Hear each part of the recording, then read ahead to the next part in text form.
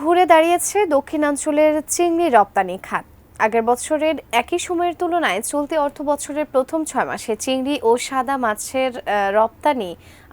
রপ্তানি আর আয় দুই বেড়েছে। রাজনৈতিক পট পরিবর্তনের সময়ে নেমে আসা অচল অবস্থা কাটিয়ে যাওয়ার আবারও ইতিবাচক ধারায় ফিরেছে খাতটি। খুলনা বিভাগীয় প্রতিনিধি মোহাম্মদ অসীমের তথ্য ও ছবিতে ডেস্ক রিপোর্ট। নেতিবাচক ধারা থেকে বের হয়ে আসতে শুরু করেছে চিংড়ি রপ্তানি খাত। দেশের দক্ষিণাঞ্চল থেকে কেবল চিংড়ি নয়, বেড়েছে সাদা মাছ রপ্তানিও।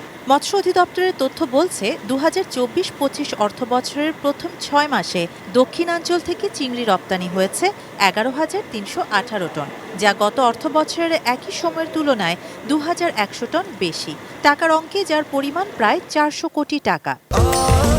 স্বাস্থ্যকর অল টাইম ফ্যামিলি কেক, সব সময় অল টাইম হেলদি লাইফ।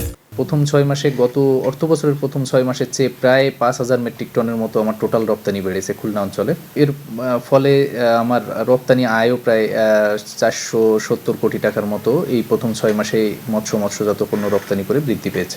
বিশ্বে যুদ্ধ পরিস্থিতি ও পণ্য পরিবহন খরচ বেড়ে যাওয়াই গেল অর্থবছরে মাছ রপ্তানি কমার অন্যতম কারণ বলছে মৎস্য বিভাগ। তবে ইউরোপের অর্থনীতি ঘুরে দাঁড়াতে শুরু করায় চলতি অর্থবছরে মিলতে শুরু করেছে চিংড়ি রপ্তানির আদেশ। করোনা একটা প্রভাব ছিল, এরপরে একটা যুদ্ধ, যার জন্য বিদেশেও ক্রয় ক্ষমতা বোধহয় কমেছিল আর কি, যার কারণে রপ্তানিটা কিছুটা ছিল। তবে আগের বছরের চেয়ে রপ্তানি কিছুটা বাড়লেও তা কতটা টেকসই হবে তা নিয়ে সংশয় আছে রপ্তানিকারকদের। চিংড়ি উৎপাদনের জন্য সেমি ইন্টেন্সিভ শ্রিম্প কালচারে যদি আমরা যেতে পারি, সেজন্য আর্থিক এবং বিদ্যুতের যে মূল্য সেটা যেন একটা সহনীয় পর্যায়ে থাকে, সেই জন্য আমরা সরকারের কাছে আমরা আবেদন করেছি। চিংড়ি চাষ ও রপ্তানি খাতের অংশীজনরা বলছেন সরকারকে এ খাতে আরও নজর দিতে হবে, প্রয়োজন প্রণোদনা। শাহানা জাহান, ডেস্ক রিপোর্ট, ATN নিউজ।